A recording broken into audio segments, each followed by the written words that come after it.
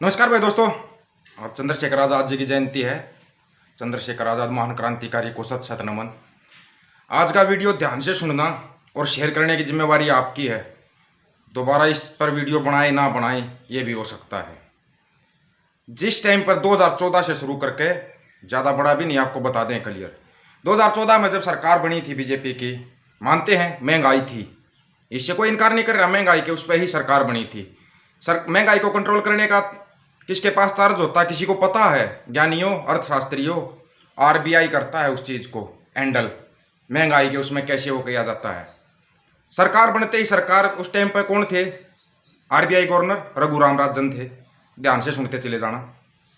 रघुराम राजन को आदेश दिया गया कि ब्याज दरों को कम करो।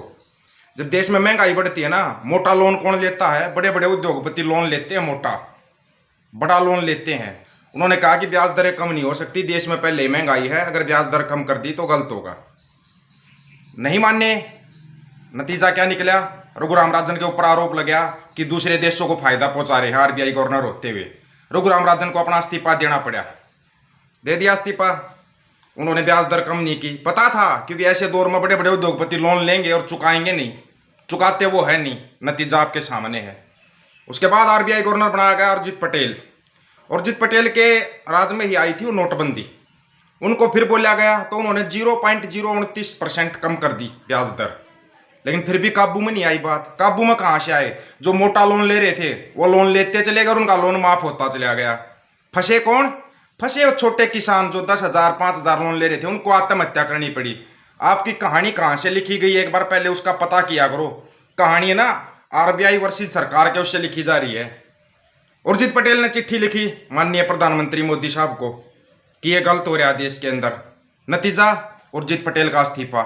सेम दो गवर्नर, देश के आरबीआई के दो गवर्नर एक ही बात के ऊपर इस्तीफा देते हैं। कभी किसी ने गौर किया? नहीं। गौर कैसे करोगे? हमारे को मुद्दे दे रखे हैं, हिंदू मुसलमान, हिंदू सिख, सिख मुसलमान, हमारे मुद्दे ही इतने हमारे पास, उन्हीं से हमारा काबू नहीं आ रहा। हम उन मुद्दों में लगे रहे। कभी हमारे पास कोई गानों का मुद्दा, कभी शहीद आजम भगत सिंह को मुद्दा बना लेते हो, कभी चंडीगढ़ का मुद्दा बना दिया। हमारे को मुद्दों से ध्यान भटकाया गया और खेल वहां पे रचा गया।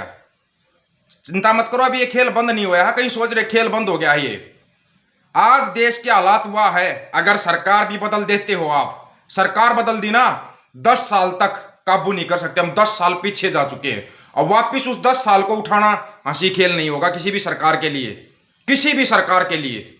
लेकिन नहीं, भक्ति में लीन है, किसी को कोई मतलब है नहीं। क्या करना है? हम तो वो लाएंगे, झंडे उठाएंगे, नारे लगाएंगे, बस इसमें लगे रहो। सच्चाई ये है, तुम्हारी मूर्खता का फायदा उठाया जा रहा है। एक अनपढ़ आदमी जो बिल्कुल कुछ नहीं पता, अपने बड़े बड़े उद्योगपतियों 20,000 करोड़ रुपए माफ कर्जा और कुल 20,000 के लिए लोन ले रखे है ना, उसको आत्महत्या करनी पड़ रही है। कमाल का एक देश एक कानून है भाई।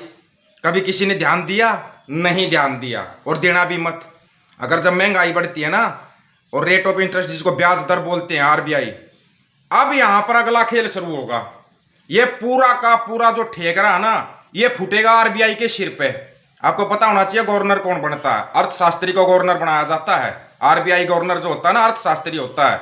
यहां पर देखिए, इतिहास के टीचर को बना दिया गवर्नर। उससे तो जहां चाहे साइन करवा लो, उसको मतलब क्या है देश से। और शायद पता करोगे तो हो सकता है वो जो गवर्नर बना रखा है कहीं विदेश में सेटल भी हो चुका होगा। सच्चाई है ये, इतनी कड़वी सच्चाई। अगर समझोगे, इसको गहराई से समझोगे ना, तब समझ में आएगी। लेकिन जब तक तुम सोच पाओगे ना, ये जो 5,000 बड़े बड़े उद्योगपति गए हैं ना देश के अंदर से, पता करना कौन कौन गए हैं, तब पता चलेगा आपको खेल कहां पे हो रहा है।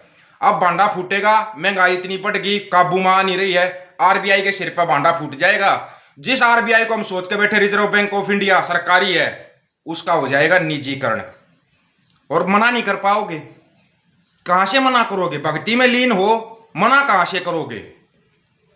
क्योंकि आरबीआई के पास कुछ होगा ही नहीं कि किस तरह से महंगाई को कवर किया जाए, किस तरह से लोगों को जीने लायक देश को चलाया जाए। वो खत्म हो जाएगी कहानी।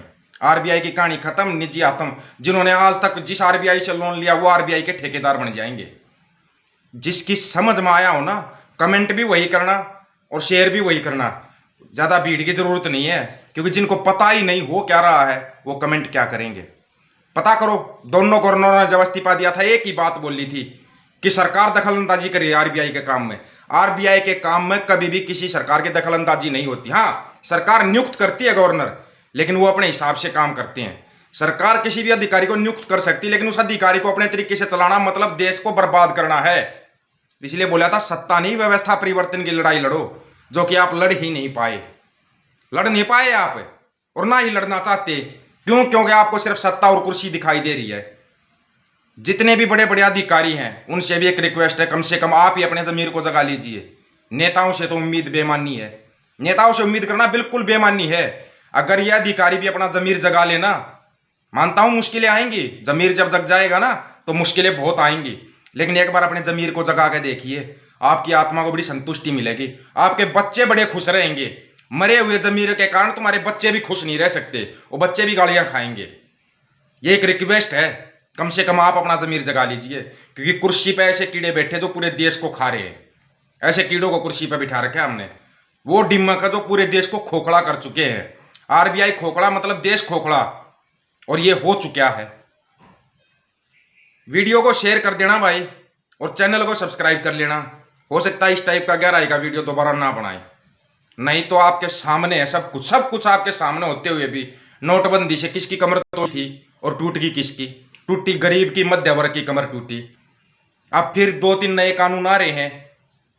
चलो ये जीएसटी का जो आया, दूध दही लस्सी पे जो जीएसटी लगाया है, इससे शहरी लोग मरेंगे, शहरी मरेंगे। वो जो सोच कर खुश हो रही है ना, बहुत अच्छा फैसला है। अरे यो लोन कर है, कर जो पहले राज्य महाराजा लिया था ना जनता द्वारा कोड़े मार मार के, ये बगैर कोड़े मारे बातों के कोड़े मारता है और लगान वसूल करता है। तुम्हारी समझ में नहीं आ रहा, नहीं समझोगे।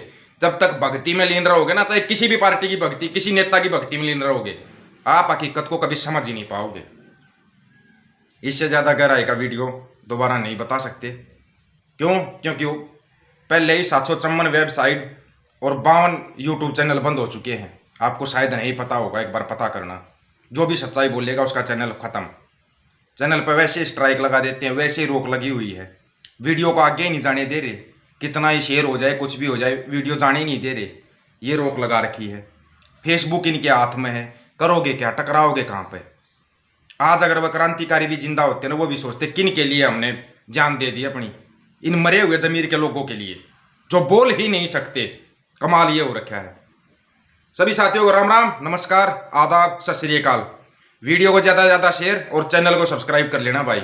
और हाँ, सोचना जरूर इसके बारे में, 2 गवर्नरों ने जब इस्तीफा दिया था तो क्या बोल लिया था, यह आपके लिए एक सवाल है।